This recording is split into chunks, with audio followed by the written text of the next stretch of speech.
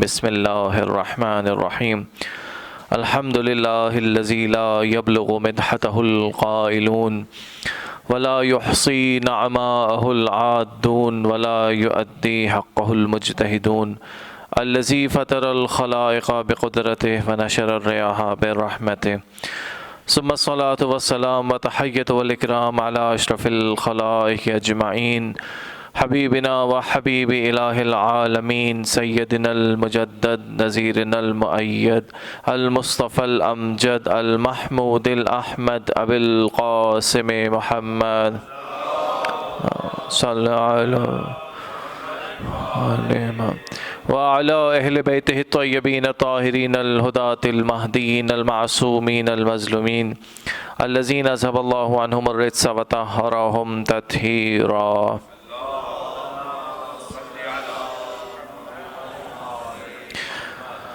اما بعد فقد قال اللہ عز اسمہ فی محکم کتابہ و متقن خطابہ. بسم اللہ الرحمن الرحیم.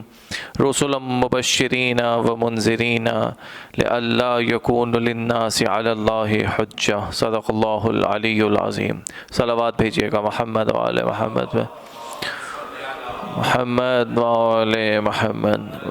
عزیزان گرامی، پروردگار عالم کی بارگاہ میں شکر گزار ہیں، اس کا احسان بجا لاتے ہیں اس توفیق پر کہ اس نے ایک مرتبہ پھر ہمیں یہ فرصت مہیا کی کہ ہم دین مبین پر کچھ غور و فکر کر سکیں.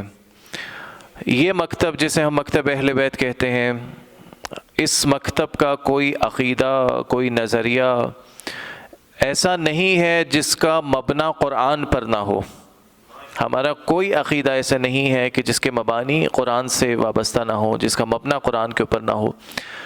حتیٰ یہ کہ اگر آپ دیکھتے ہیں کہ جتنے وہ والے موارد جس میں باقی مکاتب فکر کے ساتھ مکتب اہل بیت کا اختلاف موجود ہے، مثلا نماز کے اوقات کا مسئلہ ہے، وضو کے مسئلے کا اختلاف ہے، طلاق کے مسئلے پر اختلاف ہے، جتنے بھی اختلافی موارد ہیں وہاں پر مکتب اہل بیت وہ مکتب ہے جو قرآن کے مبنے پر قائم ہے. باقی سب کی توجیحات الگ الگ ہیں. اہل بیت کا مکتب وہ ہے جو صرف قرآن کے مبنے کے اوپر قائم ہے. بالکل ایسے ہی ہمارا ایک عقیدہ، ہمارا ایک نظریہ یہ کہ یہ زمین کبھی بھی حجت خدا کے وجود سے خالی نہیں ہو سکتی. ہر دور میں، ہر وقت میں ایک ہادی کا وجود ہونا ضروری ہے. یہ عقیدہ قرآن کی کون سی آیت ہے جو تلاوت میں نے سرنامہ بیان میں کی؟ سورہ مبارکہ نساء کی آیت ہے کہ اللہ تعالیٰ نے رسولوں کو بھیجا، منذرین کو بھیجا. کیوں؟ تاکہ لئلا یکون للناس علی اللہ حجہ، تاکہ اللہ ایک حجت کو قائم کرے اپنے بندوں کے اوپر. یہ جو حجت کو قائم کرنے کا سلسلہ ہے، اس کا آغاز کس دور سے ہو رہا ہے؟ اس کا آغاز ہو رہا ہے حضرت آدم علیہ السلام کے دور سے، کہ حضرت آدم کو اللہ نے پہلا ہادی بنا کر بھیجا. تو سلسلہ ہدایت جو شروع ہو رہا ہے حضرت آدم علیہ السلام سے، یہ سلسلہ ہدایت اپنے مختلف مراحل کے ذریعے سے آگے بڑھتا ہوا کمال تک پہنچتا نظر آتا ہے. حضرت آدم سلسلہ ہدایت کے پہلے فرد ہیں، اور حضرت آدم کا عہدہ کیا ہے؟ نبوت کا. نبی بنا کر اللہ نے بھیجا. نبوت کا جو عہدہ ہے، اس کی جو ذمہ داری ہے، اس کا جو کام ہے، وہ یہ کہ فقط اس نے خبر کو پہنچانا ہے. نبی نبا سے ہے، یعنی خبر کو پہنچانے والا. تو حضرت آدم وہ فرد ہیں، وہ نبی ہیں کہ جن کا کام فقط خبر کو پہنچانا ہے. یہ سلسلہ ہدایت جب حضرت آدم سے بڑھتا ہوا آگے بڑھا اور حضرت نوح علیہ السلام تک پہنچا، تو حضرت نوح وہ پہلے نبی ہیں جو کہ رسول بھی ہیں، پہلے صاحب شریعت رسول ہیں. یعنی سلسلہ ہدایت پہلے خبر تک تھا، پھر وہ پہنچا رسالت تک، اور رسالت یعنی صاحب شریعت ہونا. یہ سلسلہ ہدایت جو حضرت آدم و نوح سے ہوتا ہوا جب آگے بڑھا تو پہنچا حضرت ابراہیم تک. اور اب اس سلسلہ ہدایت میں ایک عہدے کا اضافہ ہو گیا. پہلے نبوت تھی، اس کے بعد رسالت آئی، اور اس نبوت اور رسالت کے بعد جب اللہ تعالیٰ نے حضرت ابراہیم علیہ السلام سے امتحان لیا، اور امتحان لینے کے بعد فرمایا کہ فَأَتَمَّهُنَّ، انہیں کمپلیشن کی ایک ڈگری، کمپلیشن کا ایک سرٹیفکیٹ عطا کیا کہ حضرت ابراہیم نے اپنے تمام امتحانوں کو مکمل کیا. اور امتحانوں کی کامیابی کا جو رزلٹ اللہ نے اناؤنس کیا وہ کیا تھا؟ قَالَ إِنِّي جَاعِلُكَ لِلنَّاسِ إِمَامًا، کہ اے ابراہیم ہم تمہیں تمام انسانیت پر امام بناتے ہیں. یعنی سلسلہ ہدایت جو نبوت سے شروع ہوا، رسالت کے ذریعے سے ہوتا ہوا امامت تک پہنچا۔ اور ایک فرق جو پہلے سلسلے میں ہے اور حضرت ابراہیم میں، وہ یہ کہ پچھلے جتنے بھی سلسلے موجود تھے، حضرت آدم نبی ہیں، حضرت نوح نبی ہیں، حضرت ادریس نبی ہیں، جتنے انبیاء بھی اس سے پہلے گزرے، ان کی نبوتیں کسی خاص علاقے تک محدود تھیں، کسی خاص قوم تک محدود تھیں، کسی خاص گروہ تک محدود تھیں۔ لیکن یہ سلسلہ ہدایت جب حضرت ابراہیم تک پہنچا تو حضرت ابراہیم تک پہنچنے کے بعد اللہ نے یہ نہیں کہا کہ ہم تمہیں سرزمین عرب پہ امام بناتے ہیں، اللہ نے یہ نہیں کہا کہ ہم تمہیں صرف ایک قوم پہ امام بناتے ہیں، بلکہ فرمایا انی جاعلک للناس اماما، ہم تمہیں پوری انسانیت پر امام بناتے ہیں۔ یعنی اب جو سلسلہ ہدایت حضرت آدم سے شروع ہوا تھا، جب ابراہیم تک پہنچا تو تمام انسانیت تک کے لیے ہو گیا۔ اور یہ سلسلہ ہدایت جب حضرت ابراہیم سے آگے بڑھتا ہوا رسالت مآب حضرت ختمی مرتبت محمد مصطفیٰ صلی اللہ علیہ وآلہ وسلم تک، اللہم صلی اللہ محمد،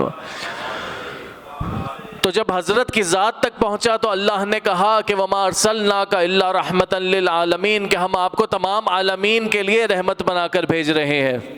وہ جو چند افراد کا سلسلہ تھا، وہ جب حضور تک آیا تو تمام عالمین تک محیط ہو گیا، تمام عالمین پر ہم نے آپ کو رحمت بنا کر بھیجا۔ اب یہاں پر جو عالمین کی بحث ہے، آپ عالمین سے مراد کچھ بھی کر لیجئے۔ ابھی ہمارا آپ جس دور میں زندہ ہیں، یہ جو زمانہ ہے، یہ جو ظرف زمان ہے، یہ زمانہ ایک عالم ہے، ہم اس عالم میں موجود ہیں، یہ ایک عالم ہے۔ گزشتہ بہت سارے عالم اس سے پہلے گزر چکے۔ ایک عالم جیسے جو نوجوان حضرات ہیں وہ جانتے ہیں، ایک لفظ آپ نے سنا ہوگا جوراسک پیریڈ، یہ وہ عالم تھا جو اسی دور میں اسی زمین پر گزرا، اور یہ وہ دور تھا جب ڈائناسورس کا اس زمین پر راج ہوا کرتا تھا۔ تو اسی زمین پر مختلف عالم گزرتے رہے ہیں، اور یہ زمین اور اس زمین کا جو مدار اور اس زمین کا جو نظام شمسی ہے وہ خود ایک عالم ہے۔ یعنی ایک عالم وہ جو اس زمین پہ گزرتے رہے ہیں، زمانے ہیں جو اس زمین پہ گزرتے رہے ہیں، ایک عالم وہ ہے جو نظام شمسی اس زمین کا عالم ہے۔ اور اگر ہم فلاسفہ کی زبان میں بات کریں تو یہ تمام گیلیکسیز مل کر ایک عالم بناتی ہیں جسے ہم عالم مادہ کہتے ہیں۔ اس کے اوپر عالم جیسے جبروت ہے، عالم ملکوت ہے، عالم لاہوت ہے، یہ تمام عوالم۔ اس کے بعد انسان کے اوپر جو عالم گزرے، عالم صلب بدر انسان کے اوپر گزرا، حلت علی الانسان حین من الدہر لم یکن شیئا مذکورا۔ اس کے بعد عالم رحم مادر انسان پر گزرا۔ جب انسان یہاں سے جائے گا، آخرت کی طرف جائے گا، تو عالم برزخ ہے، جنت جہنم میں، تمام عوالم۔ اب عوالم کی فہرست چاہے زمانی ہو، چاہے مکانی ہو، چاہے جغرافیائی ہو، چاہے فلسفی ہو، چاہے کلامی ہو، جتنے بھی عوالم ہو، رحمت عالم فقط ذات مصطفیٰ ہیں۔ جتنے بھی عالم ہو، رحمت عالم فقط ذات مصطفیٰ ہیں۔ اور جب نبی اس شان کا ہو تو اس کے آخری وارث کو امام زمانہ کہتے ہیں۔ صلوات بھیجیے گا محمد و آل محمد پر، صلی اللہ۔ اور ایک اور مرحلے پر توجہ دلاؤں کہ گزشتہ انبیاء کا جو سلسلہ ہدایت تھا وہ اگر محدود تھا، تو جب اس کا دائرہ کار بڑھتا گیا اور ہوتے ہوتے عالمین تک آیا، اب جو وراثت رحمت للعالمین ہے وہ بھی عالمین کے لیے ہے، اب جو امامت ہے وہ بھی عالمین کے لیے ہے، اب جو غلبہ ہے وہ بھی عالمین کے لیے ہے۔ اور اگر ہم اس کی ترتیب کو دوبارہ سے دیکھیں تو رسول کا کام کیا ہے؟ رسول کا کام یہ ہے کہ اس نے دین کو دریافت کرنا ہے، اللہ سے دین کو حاصل کرنا ہے اور آگے پہنچانا ہے۔ اور پہنچانے کے بعد جو اگلا مرحلہ ہے دین کا، وہ کیا ہے؟ دین کا نفاذ ہونا ہے، دین کو نافذ ہونا ہے، دین کا غلبہ ہونا ہے۔ یہ غلبہ کس کے ذریعے سے ہوگا؟ یہ غلبہ امامت کے ذریعے سے ہوگا۔ یعنی اگر ہم اللہ کے رسول کی سیرت کو دیکھیں تو ہمیں جو مختلف مراحل نظر آتے ہیں، ایک مرحلہ حضور کی بعثت ہے، بعثت کے بعد ہجرت ہے، ہجرت کے بعد حضور کی رحلت ہے، اس سے پہلے غدیر ہے، اس کے بعد کربلا ہے، اور کربلا سے متصل مہدویت ہے۔ یعنی کربلا اور غدیر گویا نقطہ آغاز تھا غلبہ دین کا۔ حضور نے غلبہ دین کے نقطہ آغاز کو غدیر کہا ہے، اور غلبہ دین کا جو آخری مرحلہ ہے، غلبہ دین کا جو آخری مقام ہے وہ مہدویت ہے۔ لِيُظْهِرَهُ عَلَى الدِّينِ كُلِّهِ، کہ اللہ نے رسولوں کو بھیجا، اللہ نے اپنے ہادیان کو بھیجا۔ کیوں بھیجا؟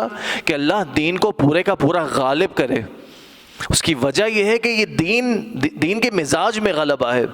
دین غالب ہوئے بغیر اپنی اثر پذیری کو دکھا نہیں سکتا۔ اگر ہم قرآن کریم کی مختلف دعاؤں کو بھی دیکھیں تو جیسے ایک دعا جو کہ صبر کے لیے ہے، ربنا افرغ علینا صبرا وثبت اقدامنا وانصرنا علی القوم الکافرین، کہ پروردگار ہمیں صبر عطا فرما اور ہمیں کافروں پر غلبہ عطا فرما۔ تو یہ جو دین کا مزاج ہے یہ غلبے کا مزاج ہے، دین مغلوب ہو کر نہیں رہ سکتا، اور یہی مزاج تشیع کا بھی مزاج ہے۔ تشیع وہ واحد مکتب فکر ہے جس کے پاس بعثت کی بھی وراثت ہے، ہجرت کی بھی وراثت ہے، غدیر کی بھی وراثت ہے، کربلا کی بھی وراثت ہے، اور مہدویت کی بھی وراثت ہے۔ صلوات بھیجیے گا محمد و آل محمد پر، صلی اللہ علیہ۔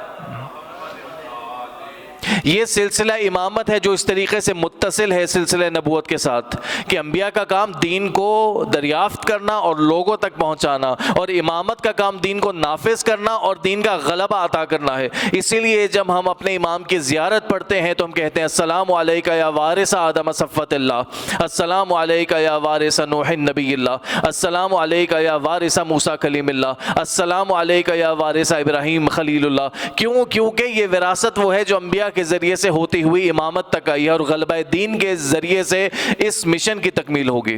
صلوات بھیجیے گا محمد و آل محمد پر، صلی علی محمد و آل محمد۔ اب ایک اہم ترین سوال وہ یہ کہ یہ خدا کا مشن ہے، یہ خدا کا پلان ہے کہ اس نے اس دین کو غلبہ عطا کرنا ہے، اس دین کو نافذ کرنا ہے، اس دین کو قائم کرنا ہے۔ ہمارے اور آپ کے لیے جو یہاں پر ایک $1 ملین کویسچن ہے، جو ایک سوال ہے، وہ یہ کہ آیا اس میں ہمارا اپنا کوئی حصہ ہوگا یا نہیں ہوگا، ہمارا کوئی رول ہوگا یا نہیں ہوگا۔ اگر ہم دیکھیں ابھی جیسے آپ حضرات مستقل گفتگو سن رہے ہیں، انتظار کے حوالے سے جو روایات ہمارے پاس موجود ہیں کہ سب سے افضل عبادت، افضل العبادہ انتظار الفرج، حدیث ہے پیغمبر کی کہ سب سے افضل عبادت انتظار ہے، اور انتظار ایک ایسی کیفیت ہے، انتظار ایک ایسا عمل ہے جو فقط ہمارے ساتھ خاص نہیں ہے۔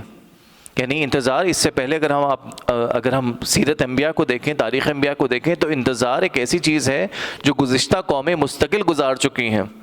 اگر ہم حضرت نوح علیہ السلام کی زندگی دیکھیں تو حضرت نوح کے دور میں ہمیں انتظار نظر آتا ہے۔ یعنی حضرت نوح جب اللہ سے دعا کر رہے ہیں کہ پروردگار اب ان میں کوئی مومن نہیں رہنے والا، ان کو تباہ کر دے، تو اللہ کیا کروا رہا ہے کہ نوح اب انتظار کرو۔ حضرت نوح بھی انتظار کر رہے ہیں، قوم بھی انتظار کر رہی ہے۔ 950 برس کی تبلیغ اور انتظار حضرت نوح کا، انجام کیا ہوا؟ قوم کامیاب نہیں ہو سکی۔ اس کے بعد حضرت موسیٰ علیہ السلام کا دور گزرا۔ حضرت موسیٰ کا دور انتظار کا دور ہے، حضرت موسیٰ کی قوم نے ایک طویل انتظار کیا ہے۔ اس کے بعد پیغمبر ختم مرتبت صلی اللہ علیہ وآلہ وسلم، صلوات بھیجیے محمد و آل محمد پر۔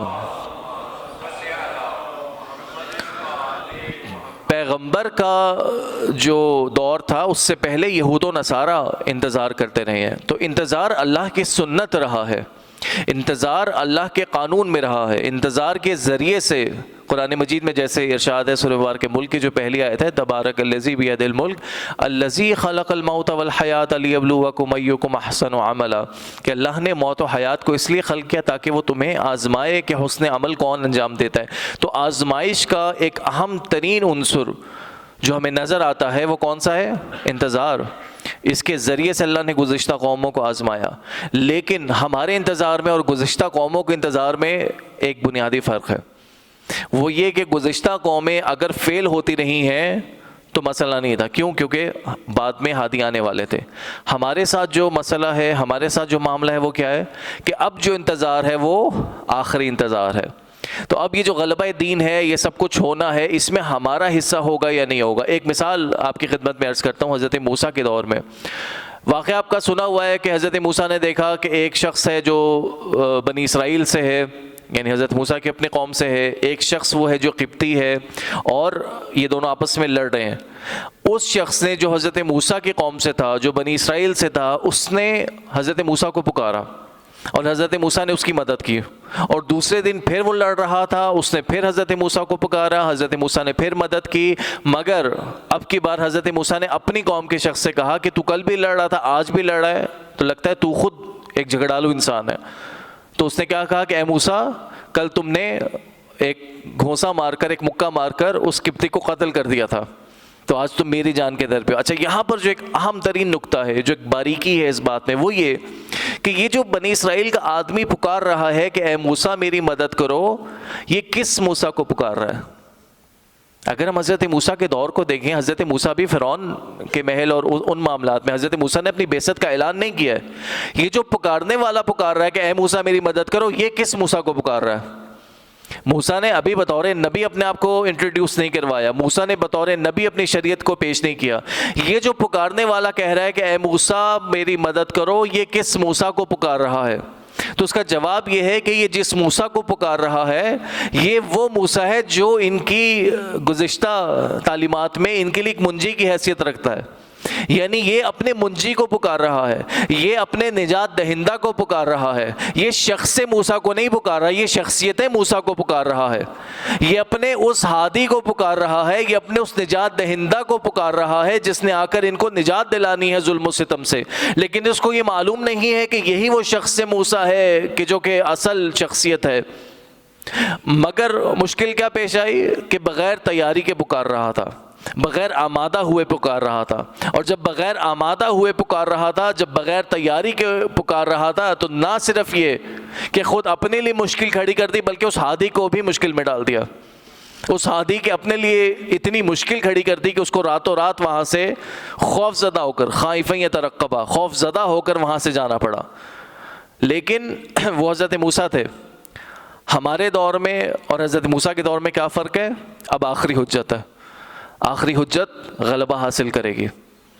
ہم اس میں حصے دار ہوں گے یا نہیں ہوں گے، یہ سوال ہمارے لیے امپورٹنٹ ہے۔ اور اگر ہم اس کے دور کو دیکھیں کہ یہ جو غلبے کا دور ہے، اس کا فاصلہ کتنا ہے، ہم کتنے قریب ہیں، تو بہرحال یہ بات آپ حضرات جانتے ہیں کہ جتنے بھی قرائن اور جتنے بھی علامات ہمارے پاس موجود ہیں ظہور کی، ہم ظہور سے بہت نزدیک ہیں۔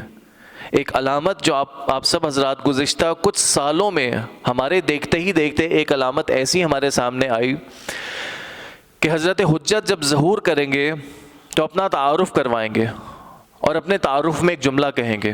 وہ تعارف یہ نہیں ہے کہ میں اللہ کی حجت ہوں، میں اللہ کا آخری خلیفہ ہوں، وہ تعارف یہ ہے کہ انا ابن الحسین، میں حسین ابن علی کا فرزند ہوں، میں فرزند حسین ہوں۔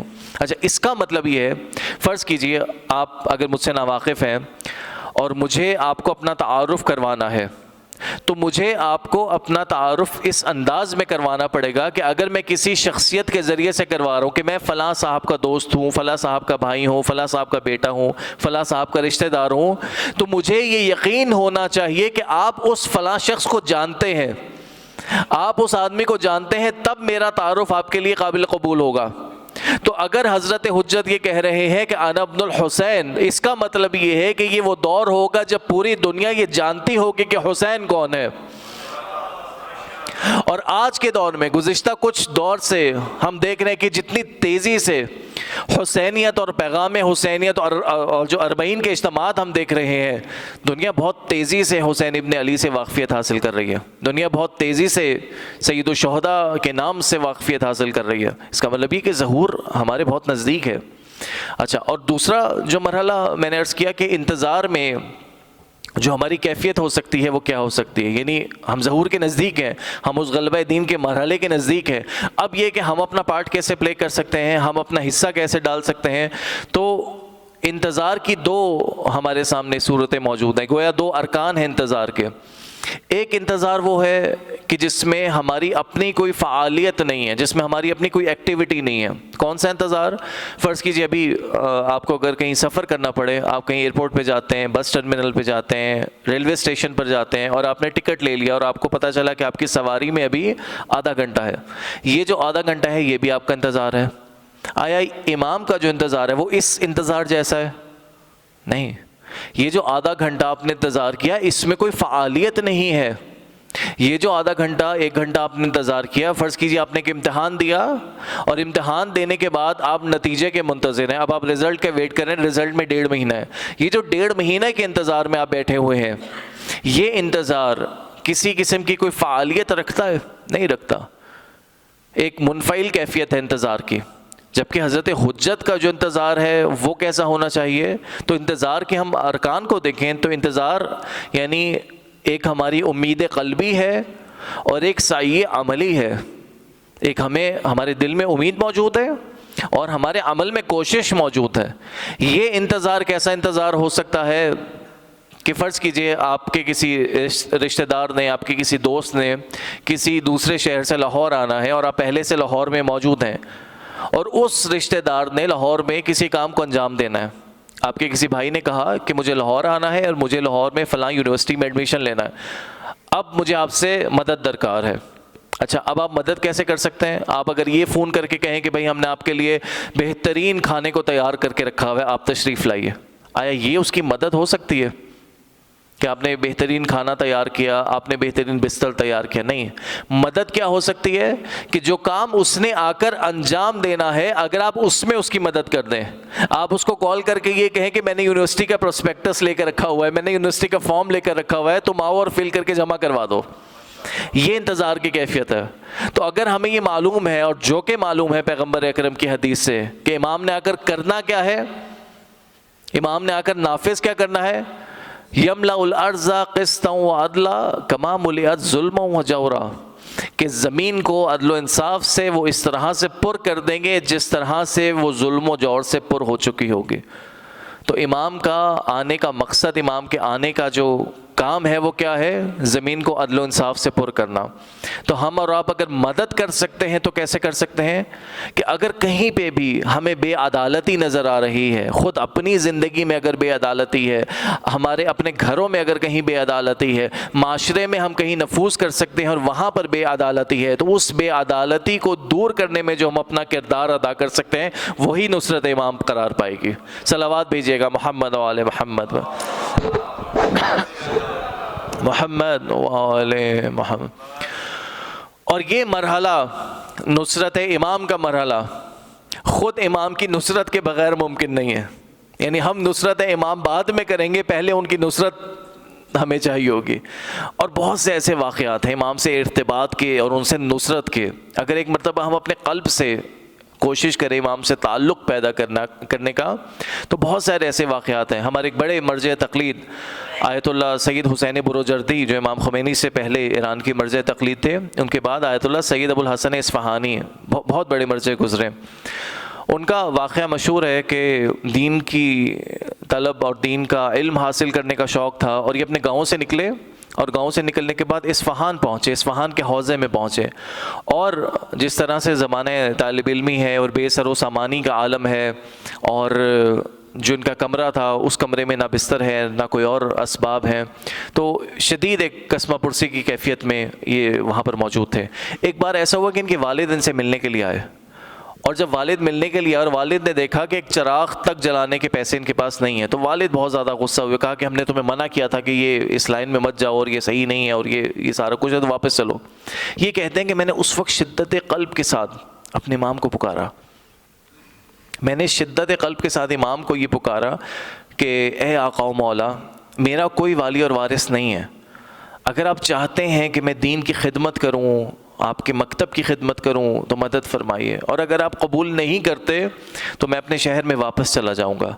یہ کہتے ہیں کہ ابھی یہ بات کر رہے تھے کہ کسی نے دستک دی، اور جب باہر نکلے تو ایک شخص نے ایک لفافہ، ایک تھیلی پکڑائی، اور اس میں کچھ رقم تھی، اور وہ کہنے لگا کہ یہ جس نے بھیجی ہے اس نے یہ کہا ہے کہ آئندہ کبھی یہ گمان مت کرنا کہ تمہارا کوئی والی اور وارث نہیں ہے.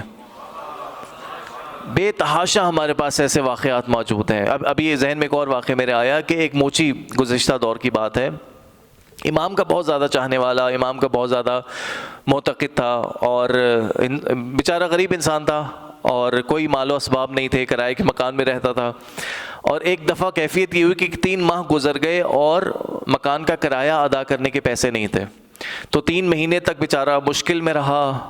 اور ایک بار ایسا ہوا کہ مالک مکان نے جو ہے وہ اس کو سامان و اسباب اٹھا کے باہر پھینکا اور گھر سے نکال دیا.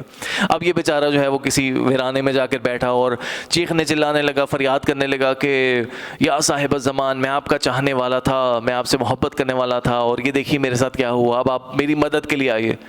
ابھی یہ آہوزاری کر رہا تھا، پکار رہا تھا کہ کسی شخصیت کو دیکھا، پوچھا کہ آپ کون ہیں؟ کہا تم یہ گمان کیوں نہیں کرتے کہ جسے تم پکار رہے تھے ہم وہی ہیں؟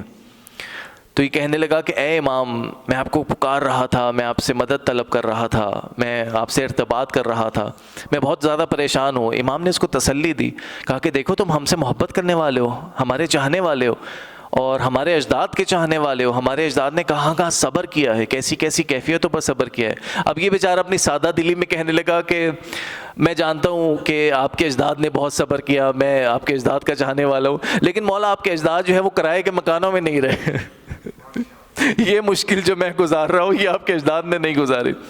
تو امام نے فرمایا کہ پریشان مت ہو، ہم نے انتظام کر دیا ہے۔ تو کہا کہ اچھا میں بے فکر رہوں، کہا ہاں بے فکر رہو، اور کہا کہ اچھا مجھے اس سے بات کرنے کی ضرورت، کہا نہیں تم بات مت کرنا۔ اس کے بعد امام چلے گئے۔ ابھی کچھ دیر گزری تھی کہ ایک اور شخص آیا اور آ کے اس کے سامنے ایک چابی رکھی اور کہا تم فلاں ہو؟ کہا ہاں میں فلاں ہوں۔ کہا یہ چابی ہے۔ کہا کس چیز کی چابی ہے؟ کہا میرا ایک گھر ہے، میرا ایک مکان ہے اور وہ میں تمہیں دینے آیا ہوں۔ کہا کیوں؟ تو کہنے لگا کہ بس یہ سوال مت پوچھو کہ میں کیوں آیا ہوں، بس یہ رکھ لو۔ تو کہنے لگا کہ جس نے تمہیں بھیجا ہے میں قسم دیتا ہوں اسی شخص کی کہ تم مجھے بتاؤ کون ہو۔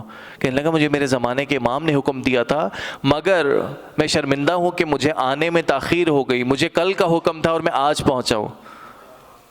آپ نے کیفیت ملاحظہ کی کہ امام نے ایک دن پہلے سے اس کا انتظام کر کے رکھا ہوا تھا کہ اگر یہ شخص کل پریشان ہوگا تو اس کی امداد اور اس کی فریاد رسی کیسے کرنی ہے۔